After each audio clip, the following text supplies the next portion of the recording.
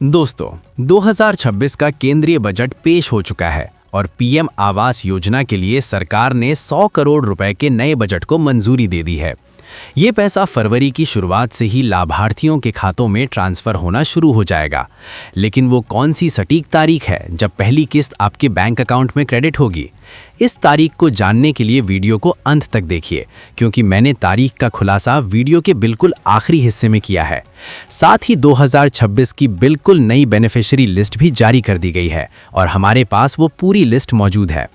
अगर आप उस लिस्ट में अपना नाम चेक करना चाहते हैं तो अभी नीचे कमेंट बॉक्स में अपना नाम और अपने गांव का नाम लिख दीजिए। अब विस्तार से समझते हैं कि इस बार बजट में क्या खास है। सरकार ने इस बार ग्रामीण इलाकों के लिए विशेष फंड आवंटित किया है, क्योंकि 2025 में बहुत से सर्वे अधूरे रह गए थे। अगर आपका नाम पिछली लिस्ट में कट गया था तो इस बार रीवेरिफिकेशन का मौका दिया गया है। फरवरी के पहले हफ्ते में ही सभी ग्राम पंचायतों में विशेष कैंप लगाए जाएंगे। इन कैंपों का मकसद उन लोगों की पहचान करना है जिनका पक्का मकान अभी तक नहीं बना है। अगर आपके पास पहले से पक्का मकान है या गाड़ी है तो आपका नाम लिस्ट से हटाया भी जा सकता है, इसलिए अपनी पात्रता की जांच अभी कर लें। पैसा आने की प्रक्रिया को इस बार पूरी तरह से डिजिटल और पारदर्शी बनाया गया है। पहले क्या होता था कि पैसा राज्य सरकार के पास आता था और फिर आपके पास पहुंचता था, जिसमें महीनों लग जाते थे। लेकिन 2026 के नए नियमों के अनुसार जैसे ही आपके मकान की जियो टैगिंग पूरी होगी, केंद्र सरकार सीधे आपके आधार सीडेड बैंक खाते में पैसा भेज देगी। जियो टैगिंग का मतलब है कि अधिकारी आपके घर आकर फोटो खींचेंगे और उसे पोर्टल पर अपलोड करेंगे। अगर आपकी पहली किस्त आ चुकी है और आप दूसरी या तीसरी किस्त का इंतजार कर रहे हैं तो सुनिश्चित करें कि आपके काम की फोटो पोर्टल पर अपडेट हो गई है। अब बात करते हैं नई लिस्ट 2026 की बारीकियों पर। इस बार लिस्ट में 3 श्रेणियां बनाई गई है। पहली श्रेणी ए में उन लोगों को रखा गया है जिन्हें तुरंत पैसा मिलेगा।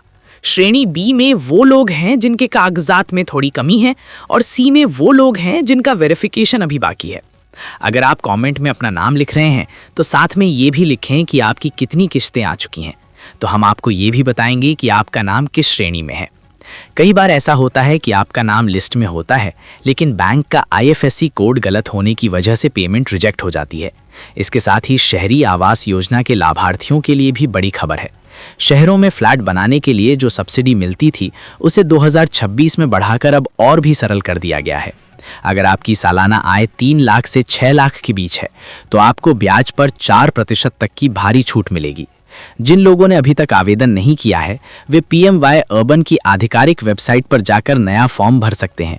याद रहे, फॉर्म भरते समय अपना मोबाइल नंबर वही दें जो आपके आधार कार्ड से लिंक है। पात्रता की शर्तों पर चर्चा करें तो अगर आपके घर में कोई सरकारी नौकरी में है या आपकी मासिक आय 15,000 से ज़्यादा है या आपके पास 2.5 एकड़ से ज़्यादा सिंचित भूमि है, आप इस योजना के पात्र नहीं होंगे। सरकार इस बार सैटेलाइट इमेजिंग का उपयोग कर रही है ताकि केवल सही और गरीब लोगों को ही घर मिले। इसके अलावा इस बार विधवा महिलाओं, दिव्यांगों और वरिष्ठ नागरिकों को प्राथमिकता दी जा रही है। अगर आप इस श्रेणी में आते हैं तो अपना सर्टिफिकेट ज़रूर अपडेट रखें। राज्यों की बात करें तो उत्तर प्रदेश के पूर्वांचल और पश्चिमी यूपी के जिलों के लिए विशेष पैकेज घोषित किया गया है। बिहार के उन जिलों में जहां बाढ़ की वजह से मकान गिर गए थे वहां सर्वे टीम को दोबारा भेजा जा रहा है।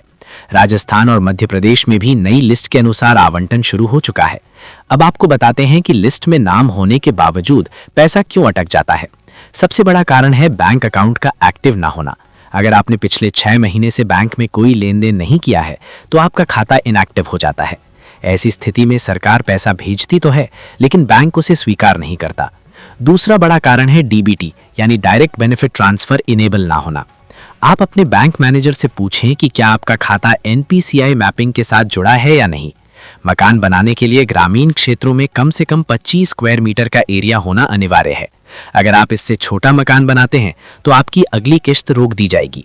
मकान की गुणवत्ता का भी खास ख्याल रखें, क्योंकि इंजीनियर अब रैंडम इंस्पेक्शन के लिए आते हैं।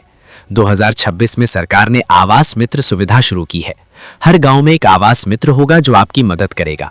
अगर वो पैसे मांगता है तो आप जिला कलेक्टर के ऑफिस में शिकायत कर सकते हैं। उन लोगों के लिए जिनका नाम परमानेंट वेट लिस्ट में है, उन्हें अपनी ग्राम सभा में जाकर प्रस्ताव पारित करवाना होगा। इस बार सोशल ऑडिट का नियम सख्त कर दिया गया है। इसका मतलब है कि गांव के लोग खुद तय करेंगे कि कौन गरीब है और कौन नहीं। अब बात करते हैं निर्माण के खर्च की। मैदानी इलाकों में 1,20,000 और पहाड़ी क्षेत्रों में 1,30,000 मिलते हैं। इसके अलावा मनरेगा के तहत 90 से 95 दिनों की मजदूरी का पैसा यानी करीब 25,000 रुपए अलग से मिलते हैं। शौचालय के लिए स्वच्छ भारत मिशन के तहत अलग से 12,000 दिए जाते हैं। दस्तावेजों में अगर आप